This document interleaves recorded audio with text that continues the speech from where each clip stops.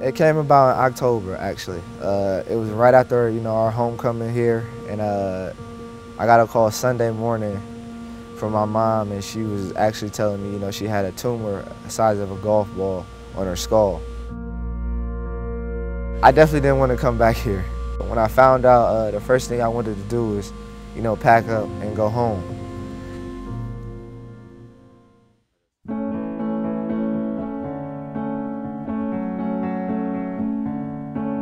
Harrisonburg is known as the fishbowl. Everybody knows each other here and everybody knows each other's business here. That's just the way it is. It's always been a small town. I remember when we got our first McDonald's. Certainly the university's fueled the growth of this town. JMU is very important to Harrisonburg. A better team than I'd seen in a long time. So it kind of reignited that feeling that maybe they could do something if they get to the tournament. The goals when we came here to JMU 5 years ago was really to kind of be where we are today.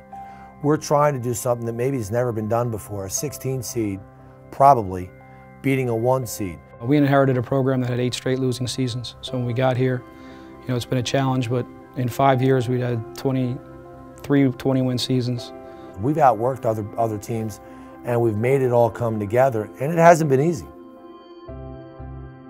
We're going to go to the NCAA tournament. We thought it would happen sooner. We just never really caught any breaks. But I do think at the end of this year, our seniors played terrific. Our team got better, and it was really led by those guys. Devon came to us from Northland High School in Columbus, which is one of the best high schools in the state of Ohio.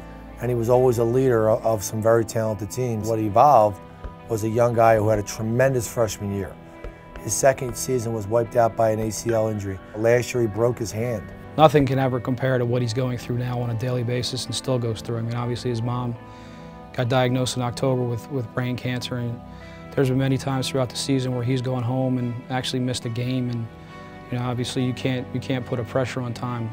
My mom and dad probably came to 17 out of the 30 games, and to not see her this year was by far the hardest thing. I had to have a different motivation, a different encounter, just to want to step on the court and play basketball. For him to be able to go through that and fight that on a daily basis and still focus on his academic and his basketball, I mean, he's on track to graduate this summer, and he just led his team to the NCAA tournament. So I can't even imagine the pressure that he's been under and just what he has to deal with on a daily basis. There are certainly times, I'm sure, in the back of his mind, he thought, I'm just going to go home and do whatever I can for my mom, but it was his parents who pushed him to come back and finish his degree. And she told me, why quit now, and it's my last year.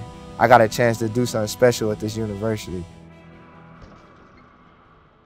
Our basketball program is not an overnight success. This was 5 years of a lot of work from a lot of people. Our kids are talented, and they're not going to go out there saying, hey, we just made the NCAA tournament and we're done now. They're going to go out and whoever we play, we're going to try to beat. Now it's a different ball game. It's a one and done situation. So we definitely want to show, the world what James Madison is about, and we're definitely not satisfied. We want to keep working hard and show what we can do.